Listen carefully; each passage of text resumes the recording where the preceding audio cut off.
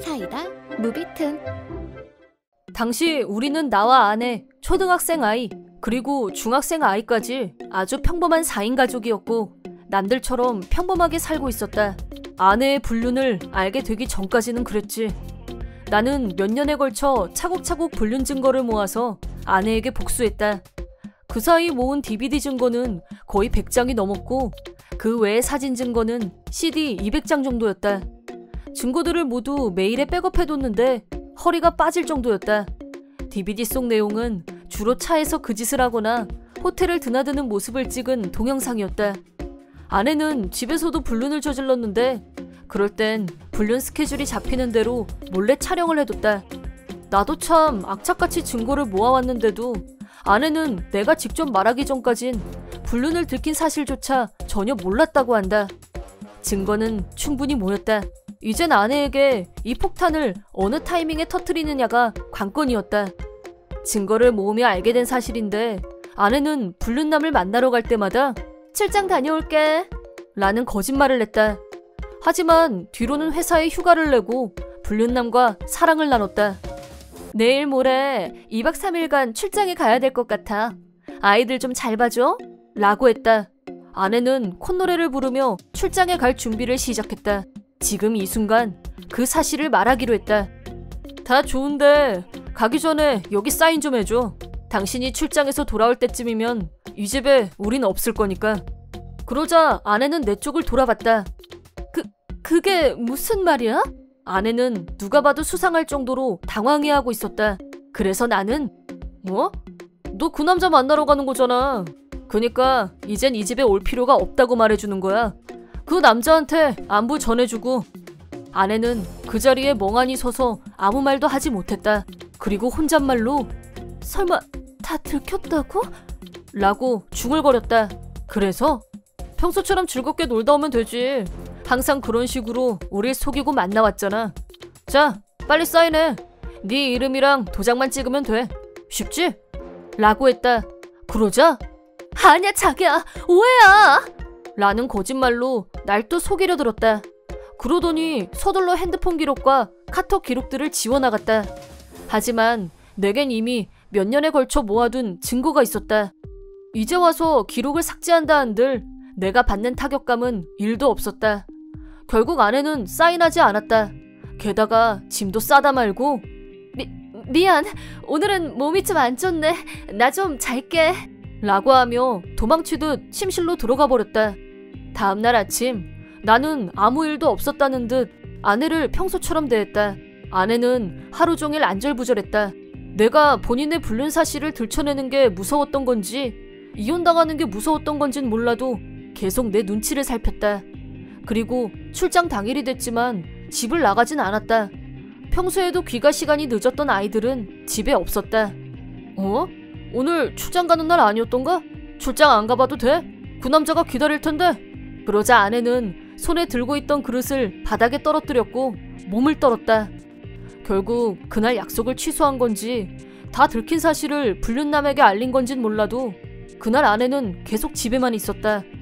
게다가 우리 부부는 1년 동안 잠자리를 가진 적이 없었는데 그날 밤 갑자기 무슨 영문인지 아내가 적극적으로 내게 다가왔다. 네가 이런 식으로 나오면 내가 용서해 줄 것 같아? 꿈 깨!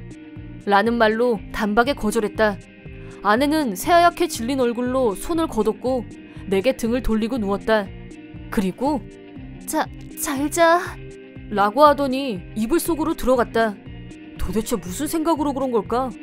몇 년간 불륜남과 그 짓을 즐기던 몸뚱이로 내게 용서받을 생각을 하다니 어이가 없어서 웃음이 나왔다. 난 네 얼굴조차 보기 싫다고. 이혼에 대한 내 의지는 확고했다. 또한 불륜남도 불륜에 대한 처벌을 받아야 했기에 이혼을 강행했다.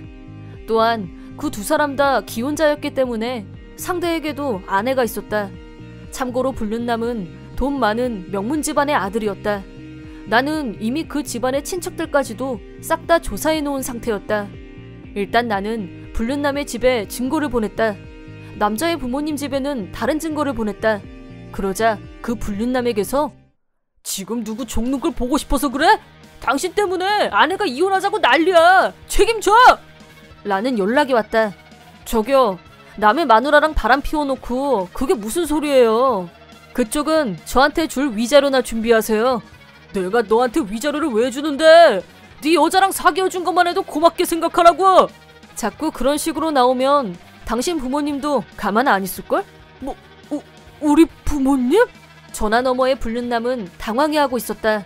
그래, 당신한테 보낸 증거랑은 별개로 당신 부모님 집에는 다른 증거 자료들을 보냈어.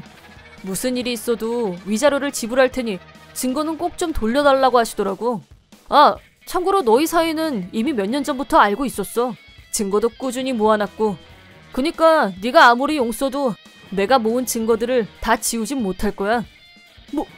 뭐야? 불륜남은 말을 잇지 못했다. 아들의 불륜은 그 집안에 오명을 안겨주는 일이었다. 그래서 불륜남이 위자료를 안 주면 친척들까지 들고 일어설 게 뻔했다. 게다가 친척 중엔 국회의원이 있다는 사실도 알고 있었다. 만약 불륜남의 불륜 사실이 세상에 알려지면 큰일이었다. 정치계를 물러나야 할지도 모르니까. 아마도 불륜남을 반 죽여놔서라도 위자료를 지불하게끔 할 것이다. 그런데 예상은 적중했다. 처음엔 한 푼도 못 주겠다고 버티던 불륜남이 상당한 금액의 위자료를 송금한 것이다.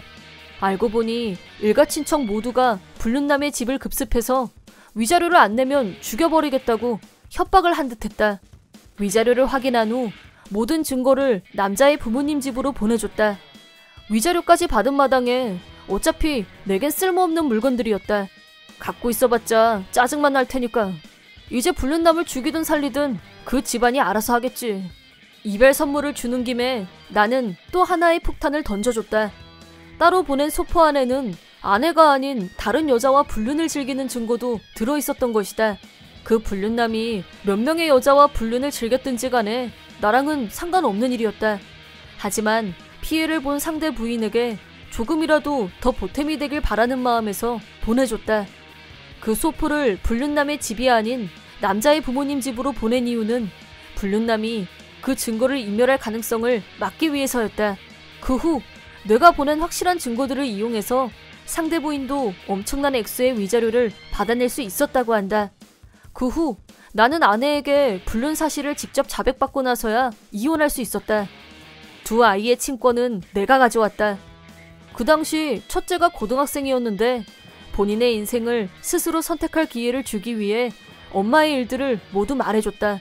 둘째에겐 굳이 말하지 않았는데 어느 정도 눈치를 챈 건지 나와 살겠다고 말해줬다. 이혼 후 전처는 외톨이가 됐고 내게 위자료를 지불해야 할 처지가 됐다. 나한테 한 번만 더 기회를 줘. 앞으로는 당신만 바라보면서 살게. 아이들이랑도 헤어지기 싫어. 부탁이야. 라는 문자를 받았다. 솔직히 짜증나서 역겨울 정도였다. 한두 번도 아니고 몇 년씩이나 나를 배신해놓고 들킨 후에야 용서를 바라는 행동이 꼭 어린애들 장난 같았다. 게다가 아이들을 잃은 뒷전에 출장이라는 거짓말로 툭하면 집을 나갔던 여자가 인제 와서 아이들과 헤어지기 싫다니. 그건 앞뒤가 안 맞지. 그래서 나는 아무 답장도 하지 않았다. 전처는 친정 부모님께도 불륜 사실을 들켜버렸다. 결국 두 번 다신 친정에 발도 들이지 말라는 부모님의 명령이 떨어졌다. 앞으로 전처는 내 도움 없이 오직 혼자서 인생을 살아가야만 한다. 그래서 꼭 일을 해야만 했다. 근데 직장 동료들 사이에 바람 피우다 이혼당한 불륜녀라는 소문이 나버렸다고 한다. 전처는 울면서 직장 내 왕따를 당하고 있으며 힘들다고 도와달라는 부재중 전화를 남겼다. 물론 나는 그 연락을 무시했다. 오히려 속이 다 시원했다. 돌싱이 된 나는 솔직히 돈 걱정보단 집안일이 더 걱정됐다. 그래서 일주일에 며칠만 가사 도우미를 고용해서 집안일을 해결하기로 했다. 또한 우리 회사는 야근도 꽤 잦았는데 첫째가 둘째를 잘 돌봐준 덕분에 아무 문제 없이 직장 생활을 할 수 있었다. 아내의 불륜 사실을 알았을 땐 큰 충격을 받았다. 하지만 나보단 아이들이 더 큰 충격을 받았을 것이다. 그럼에도 아빠 생각에 아무 말도 안 하는 착한 아이들이었다. 그래서 더더욱 아내를 용서할 수 없었다. 앞으로의 내 목표는 아이들이 받은 아픔을 이겨내고 진정으로 웃을 수 있는 그날이 올 때까지 아이들을 위해 죽을 각오로 노력하는 것이다. 이번 영상은 어떠셨나요? 재밌게 보셨다면 구독, 좋아요에 댓글까지 달아주시면 감사하겠습니다. 그럼 다음 영상에서 만나요.